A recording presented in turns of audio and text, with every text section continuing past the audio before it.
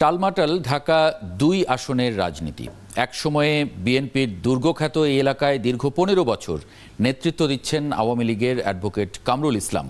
স্থানীয় অনেক নেতাকর্মীর অভিযোগ প্রয়োজনে তাকে পাশে না পাবার। তাদের দাবি বহিরাগত হবার কারণে বর্তমান সংসদ সদস্য এলাকার প্রতি উদাসীন।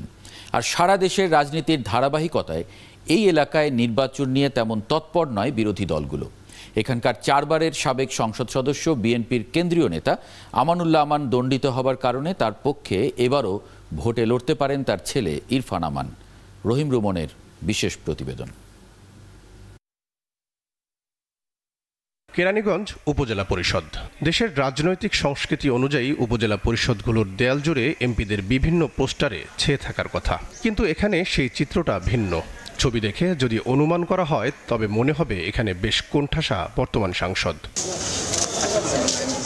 এই উপজেলার বিশেষ পরিচিতি এই একটি উপজেলা দিয়েই ঢাকার ২টি আসন ভাগ হয়েছে। গেল ১৫ বছর একটিতে নেতৃত্ব দিচ্ছেন বিদ্যুৎ প্রতিমন্ত্রী নসরুল হামিদ, আরেকটিতে আওয়ামী লীগ সরকারের ২ বারের মন্ত্রী কামরুল ইসলাম। নতুন কোনো মুখ আসুক, সে আসলে মনে করেন যে এলাকার আর উন্নয়ন যেমন ডেভেলপ ভালো হবে। আর এখানে যে লোক এখন বর্তমান সেই লোকের তো কোনো কাজকর্ম সহজে হয় না।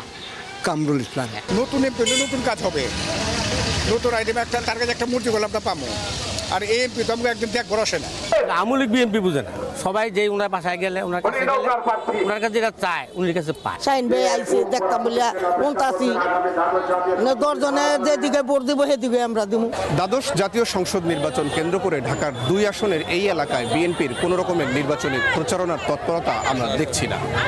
তবে খণ্ড খণ্ডভাবে এরকম নির্বাচনী প্রচারণা চালাচ্ছে ক্ষমতাসীন দল আওয়ামী লীগের মনোনয়ন প্রত্যাশীরা। যাকে ঘিরে এই এলাকায় নতুন স্বপ্ন দেখছেন আওয়ামী লীগ নেতাকর্মীরা। তিনি বলছেন, এলাকার মানুষের ভাগ্য পরিবর্তন আর দলের নেতাকর্মীদের প্রত্যাশা পূরণ করার সুযোগ চান তিনি। অফিসে, আমার বাসায়, আমার রাজনৈতিক কার্যালয় থেকে শুরু করে আমি প্রায় ১৬-১৭ ঘন্টা মানুষের সাথে সময় দিয়ে থাকি। তো এর জন্য হয়তো তারা আমাকে নিয়েই ভাবছেন। সংসদ সদস্য তো অনেকেই হন, অনেকেই অনেক এলাকার থেকে গিয়ে সংসদ সদস্য হন, বাট তৃণমূলের একটা বিষয় কিন্তু সবসময় থাকে। তৃণমূল কি ভাবছে? তৃণমূল তার মাটি এবং মানুষের কথাই কিন্তু ভাবে। হঠাৎ করে জুড়ে এসে এক জায়গায় থেকে এসে কিন্তু ওই জায়গাটা ফিল আপ করতে পারে না। এটা লং টাইমের বিষয়।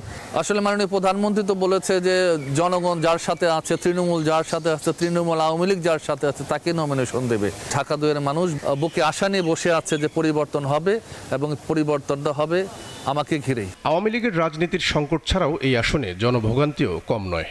উন্নয়নের অনেক গল্প শুনলেও এলাকাবাসীর দাবি তাদের দুর্দিন শেষ হয়নি।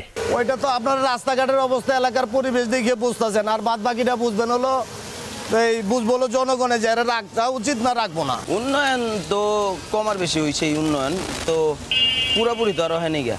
এই যে চোখের সামনে তো আপনি দেখতেই আছেন যে গাড়া গপ্পর পানি জমা রয়েছে, কিছুটা হয়েছে আর কিছুটা হইতেছে।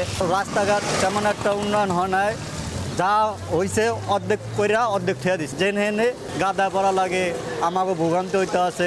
দলের সাপোর্ট নিয়ে আছে, ওই প্রোগ্রাম আছে, প্রোগ্রাম করতে থাকে না। রাস্তাঘাট নিয়ে অত মাথা ব্যথা এগুলি মানে কোনো অ্যালাউ করে না। গলি যে গলি রাস্তাগুলা বা শাখা রাস্তাগুলা একটা ঠিক না, সামন্দা যে রাস্তাগুলা যে একটা ঠিক না, লুইটা পুইটা ভাই সব খায় লাইতাছে ভাই। দলীয় রাজনীতির সংকট, এলাকার উন্নয়ন আর আগামী জাতীয় সংসদ নির্বাচনে দলের মনোনয়ন, এ নিয়ে একাংশের নেতাকর্মীরা জানান এখানে কামরুল ইসলামের বিকল্প নেই। আমরা ব্যক্তি ভালো চাই, সন্তান চাই না। সন্তান কি হবে এলাকার?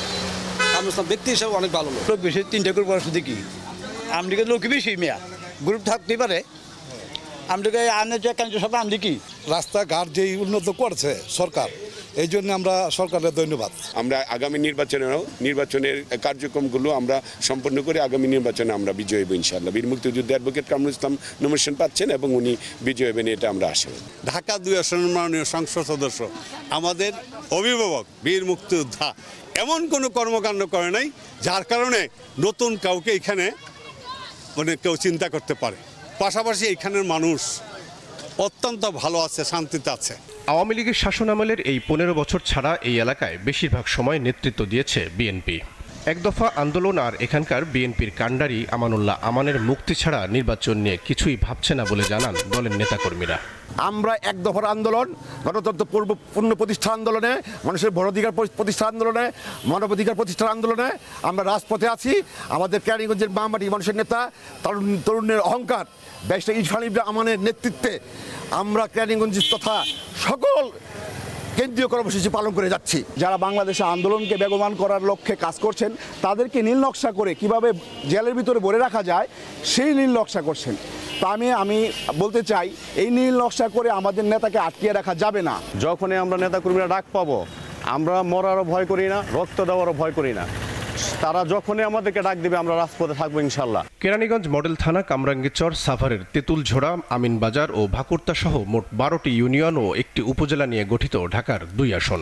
আগামী নির্বাচনে এখানে ভোট দেবেন 5 লাখ ভোটার। রহিম রুমন, 71, ঢাকা।